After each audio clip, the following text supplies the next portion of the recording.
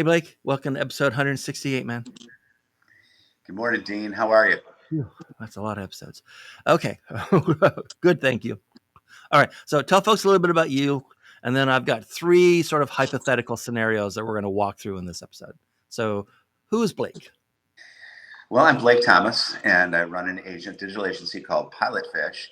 I operate as a brand strategist and fractional chief marketing officer for small to mid-sized companies that really need help articulating who they are, who they're for, and what they're all about. I've been in the marketing and brand building world for just under 20 years, and this is my third agency that I have led and overseen. Wow. All right then, third agency, right on. Okay, so scenario number one: you've got a new client. Today's day one. For whatever reason, they're not virtual. Right? You're actually going to go visit them. Okay. So we're gonna have two questions around that. The first one is, so you walk in, it's day one. What's sort of the nightmare scenario when you walk in, and what's the dream scenario? The nightmare scenario, I guess I'd have to start with that, although they're very rare nightmare scenarios. But good. I'd say the nightmare scenario is walking into an in-person meeting and the person you're actually meeting is not available, and you are now discussing whatever you're talking about with a non-decision maker. And that rarely happens, but it has. And that would be the nightmare situation because it's a waste of everybody's time. Right. The best circumstance is to walk into a client who, during that meeting, I mean, this is a mutual, it's a mutual relationship being built. And so it is starts off positive and ends positive. And on both sides of the coin, we're here to, provide you with expertise and solve a problem, or many problems for that matter, whatever the case might be. Keep it positive. Make sure that the relationship is being built for a win-win outcome. All right. Along those lines, question number two. Okay. So you're on site. It's day one. You're getting your sit down with the CEO. You've talked to the CEO before, but this is like the first. Now it's official, right? The CEO says to you, "Hey, Blake. So just by the nature of your job and the nature of my job, you deal with a lot more CEOs than I deal with CMOs. Is there anything that I should start doing to make sure that we extract every last penny of value out of the money we're spending on you? Or is there anything I should stop doing so that we extract maximum value while you're here?" I'm going to ask you to ask that question again, Dean. I'm sorry. Sure. So the CEO wants to know if there's anything that they should start or stop doing so that your sort of contribution and strengths aren't muted. Understood. My first meeting with the CEO is always a discovery and insight agenda. So I'm there at my first meeting with the CEO to get my head around specifically why I'm here, why I've been invited in, and how I can help them.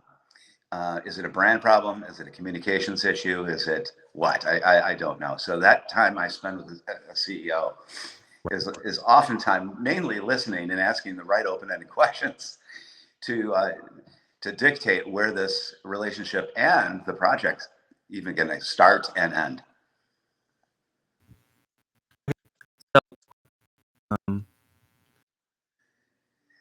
Sorry. Now I want to move you. Cool. We're done with that scenario. Scenario number two. Okay. You're on stage. You're the keynote speaker. You're talking to 250 people. They all came out of corporate. Every one of them became a fractional CMO yesterday. They're brand new. They don't even know what they don't even know, right? So we're going to go through three things, and I just need you to finish the thought. Okay. So number one, you're all brand new, fractional CMOs. I can tell you, starting out, the thing you're going to be most shocked by is what? Most shocked by? You're going to be shocked that you're able to bring an awful lot of expertise and insight to a client for a investment level that is a lot less than they may have expected. With the fractional model, as many of us are aware, The fractional model allows my services and my expertise to be catered to depending on the needs of the client, really. So I'm 50% plus less expensive than onboarding a new employee. I have a 20-year track record of success, and I know what I'm doing. And so my message to the group would be simply this: be your authentic self, because that is ultimately what you're going to be providing your clients to follow your lead on. It's authenticity. So in my world, and in my agency, and in my consultation as it relates to brand strategy and brand building, it's all about humanizing their communication foundation. All right, that's smart. All right, then staying with the clients, then your next statement to this audience: many clients just don't understand what. They don't. And it's funny. I can tell you, every client I've ever worked with, or on a project, or even a retained relationship, they didn't know, they weren't aware they needed my services until we started a conversation. They didn't understand the value of their own brand. They don't understand the value of a communication strategic foundation as it relates to your marketing communications. And they don't understand how authenticity matters. And it's funny. You talk to a CEO, and they know their business better than anybody in the world, according to them, until I start asking questions to the CEO's employees, mid management, C-level executives that are working within this organization. And then I flip the questions over to the client side, their customers.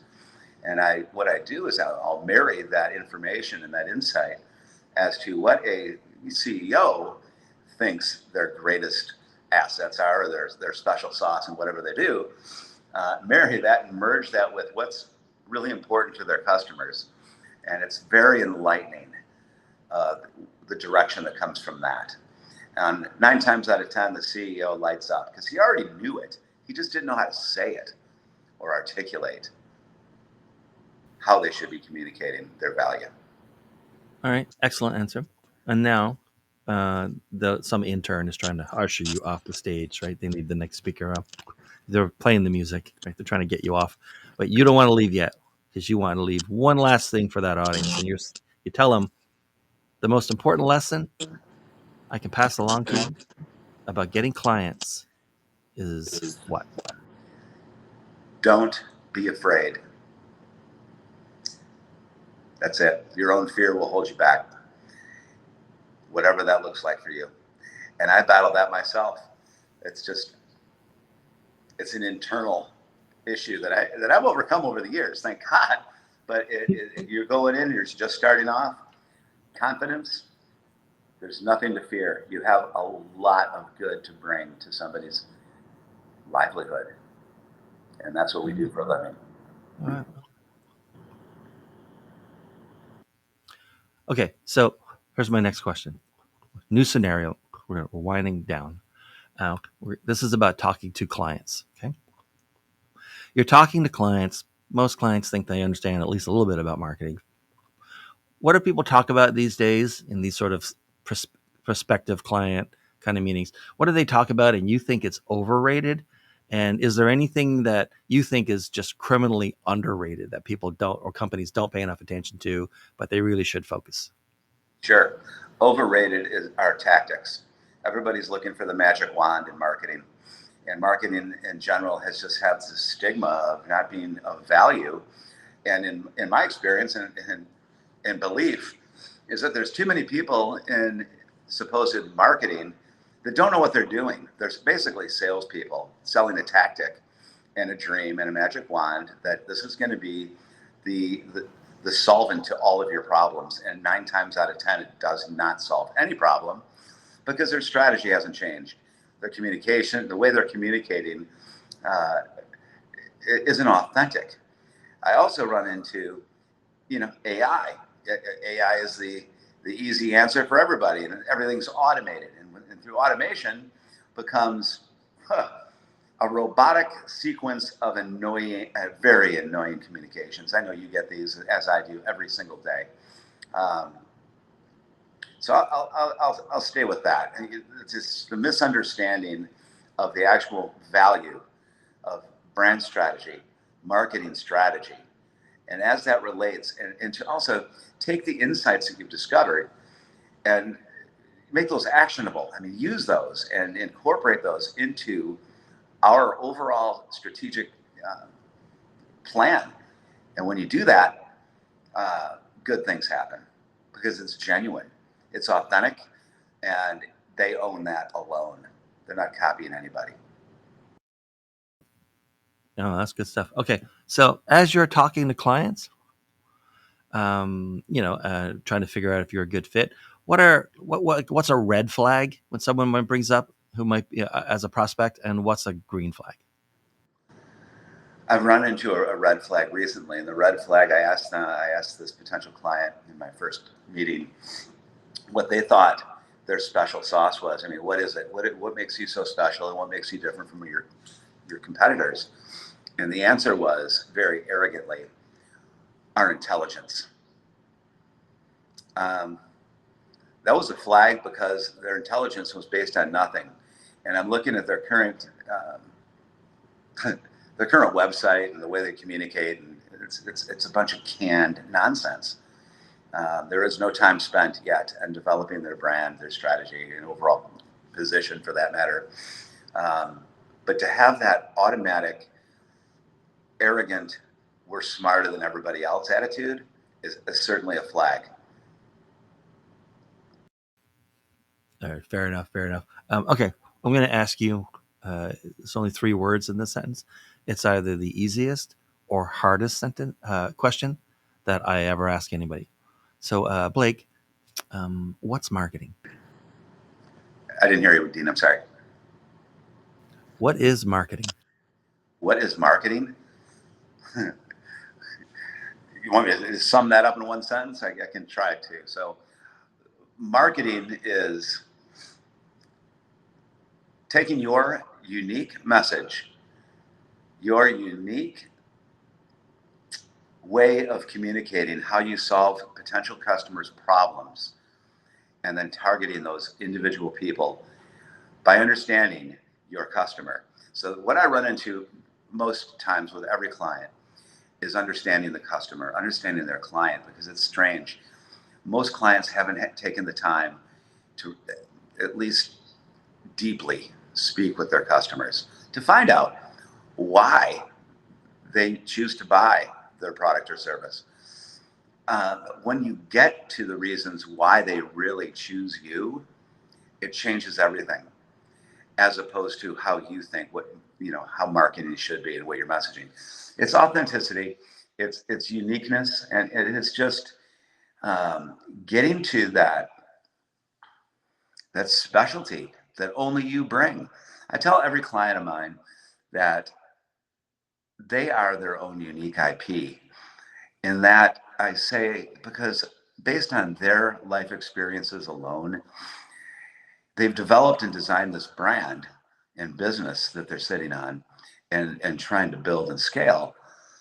Um, but they haven't done it to their fullest potential by not understanding specifically who they're talking to, why they're talking to them, and what problem they're actually solving.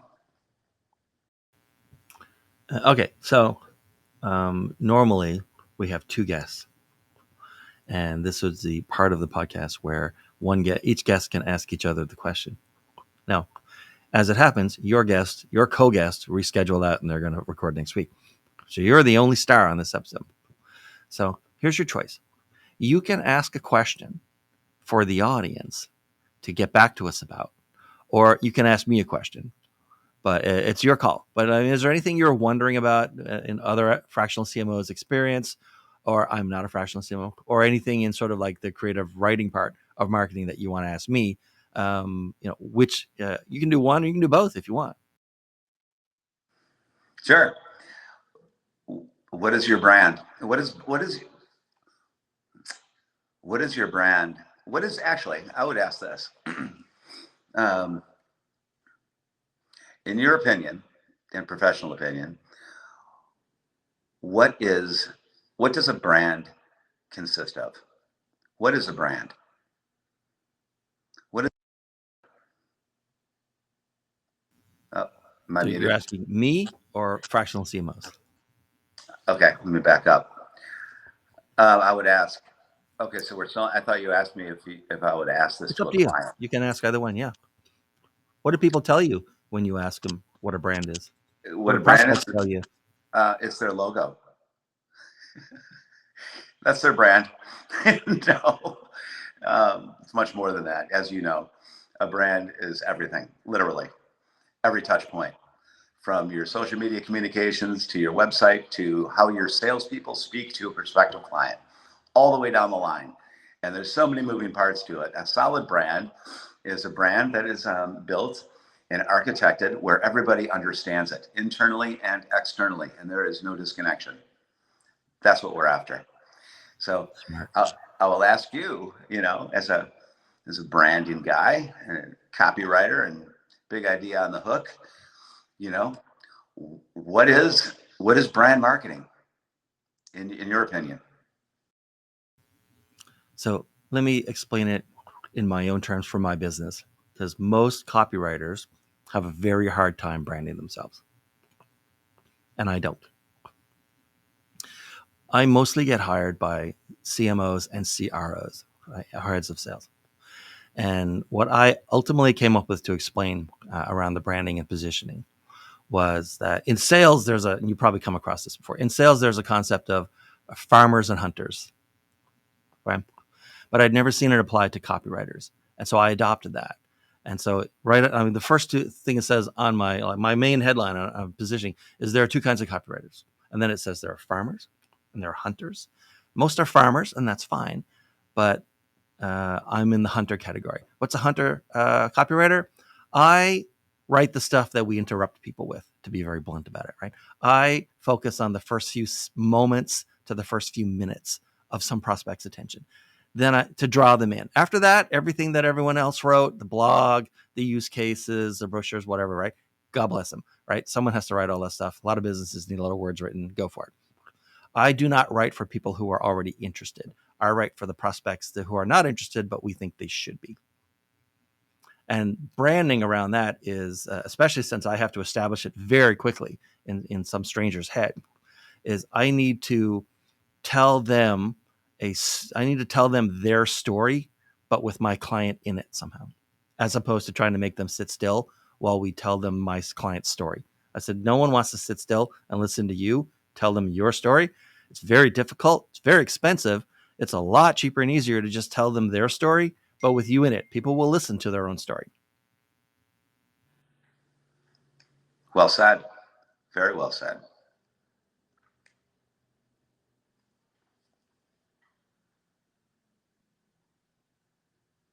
There was a beep there, and I said, that shouldn't happen. I was on Do Not Disturb, so I made sure it's not going to happen again. Okay, so who should be reaching out to you, Blake, these days, and how should they do it?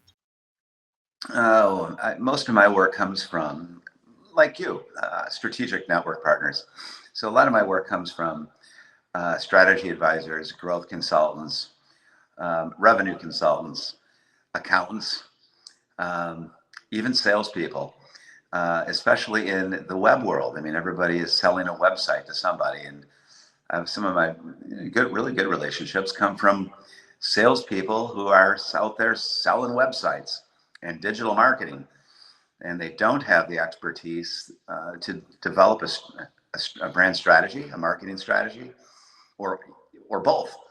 And they bring me in to develop that for their particular client and write the copy for their new website.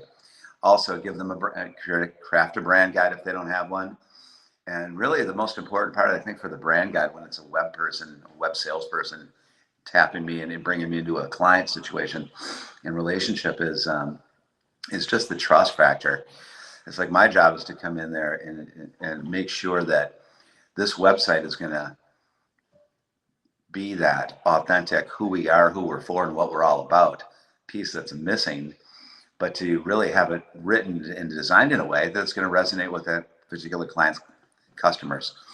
Um, those are win-win relationships because now, when the most important work has been done prior to designing and developing a website, that website salesperson, armed with a solid brand strategic foundation, communication foundation, and brand strategy, shines. I make my network partners look like gold. And how Every should people get in touch with you? They can go to my website at pilotfish.agency. They can find me on LinkedIn at Blake Thomas CMO. You can find me on Instagram at Blake Thomas CMO. And I'd be happy to connect with like-minded people. I will say this, Dean. I do operate with a bit of a tagline in my world, and that is this: I provide great work for great people who do great work, and the key words are great people. I'm not for everybody. Everybody's not for me. I get that. But the relationships that are built on mutual trust and the relationship is sound and solid, that's when the best work comes into play, where the client is executing the recommendations and activating every recommendation across the board as it relates to their brand and their marketing. I like that tagline. Mine is not quite as warm. One more time. I like your tagline. My tagline is not quite as warm, although it is descriptive, right? Where I just say, I write for the first few moments of some stranger's attention. Because that's all they have, right? Yeah. Okay, Blake, man, thanks so much for being here. This has been fantastic. Is that it? Um, That was yeah, easy. I Dean? told you it'd be easy. All right, so thanks to everyone who's watching. Thanks, Blake. Stick around for a second, but we'll see you again next time, everybody. Bye.